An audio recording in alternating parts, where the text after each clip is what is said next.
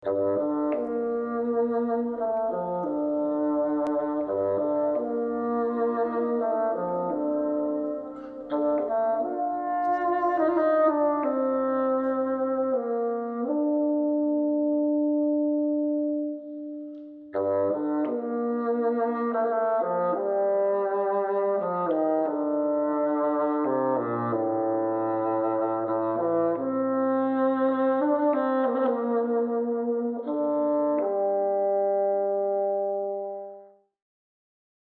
name is Rashin Fahandej. I'm a transdisciplinary artist and documentary filmmaker. My practice and research meets at the juncture of art, technology, and social practice, and the processes embrace community co-creation. Gâteau, papa est en bas, qui fait du chocolat. Fais dodo, Maya, mon petit frère. Fais dodo, roi du yoyo. My approach to art making is deeply informed by my personal experiences as a woman, as a member of persecuted Baha'i minority in Iran, as an immigrant in the United States, and as an educator. As a socially engaged artist, I define my practice as art as ecosystem, which is a network of collaborations with individuals, communities, and institutions. Community co-creation process forms opportunities for cross-sector collaborations that is centered on personal stories. And in this space of storytelling, personal and political realities of an intersectional issues such as race, gender, immigration, and caste becomes fluid. And from that holistic, fluid space of narrative, art as ecosystem emerges. My mother was my mother was my mother was my mother. Entonces la nena se alegrará en la danza. Los jóvenes y viejos juntamente.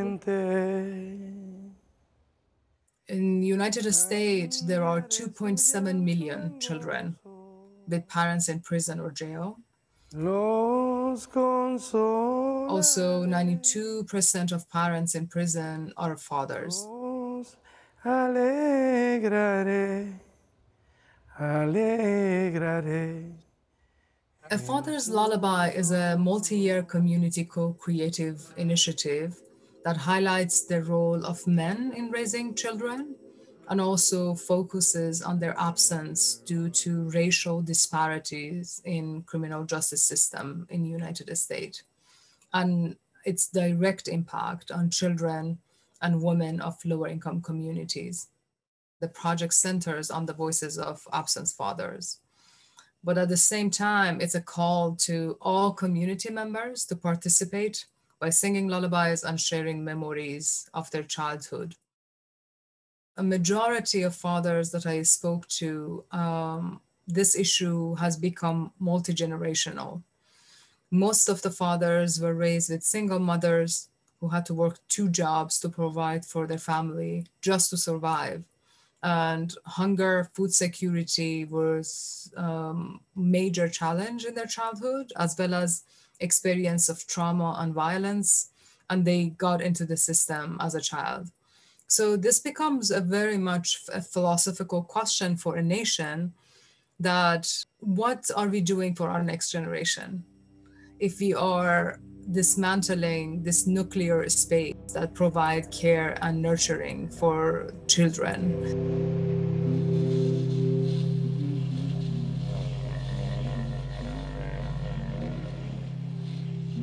I really never knew my father.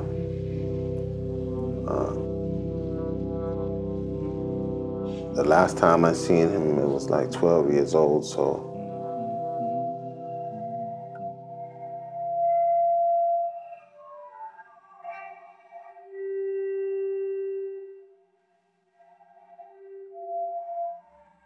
Co-creation and participation engages diverse group of collaborators from multiple perspectives that They are mobilized through this sort of moral responsibility that everyone needs to speak to social injustices, not just those who are most impacted by it. Intimate interviews, song, lullabies offer a poetic meditation on the space of love, trauma, presence, and absence.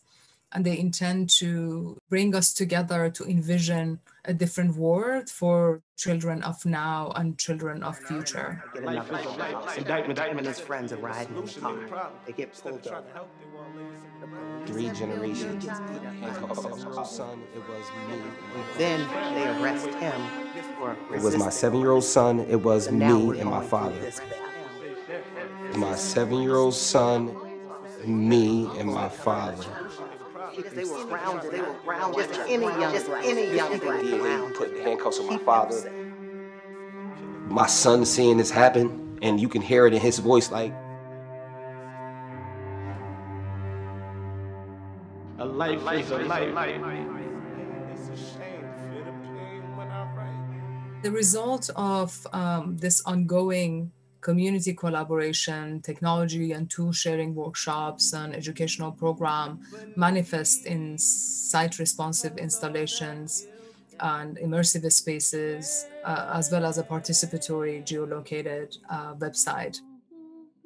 I define A Father's Lullaby as a poetic cyber movement for social justice because the intention is for the art to mobilize a plethora of voices and by creating connections between public places and virtual spaces.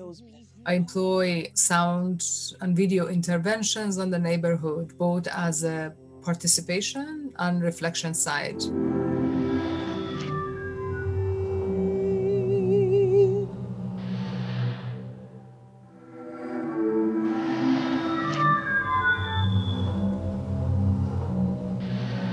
Touch panels create this beautiful opportunity for encounter. When participants touch would activate the father's story, and as long as they're holding their touch, they can hear the audio. And these audios each represent one father's narrative. Presence and absence are major theme in this work, and how that absence manifests in the lives of children. Each father talks about what it was like to serve time in prison, how it affected their children and families, and how their own childhoods mirror their children's experiences. Through this multiplicity of fathers' stories, it really makes the systemic issue much more apparent, and it brings attention to the web that inherently connects many forms of injustices.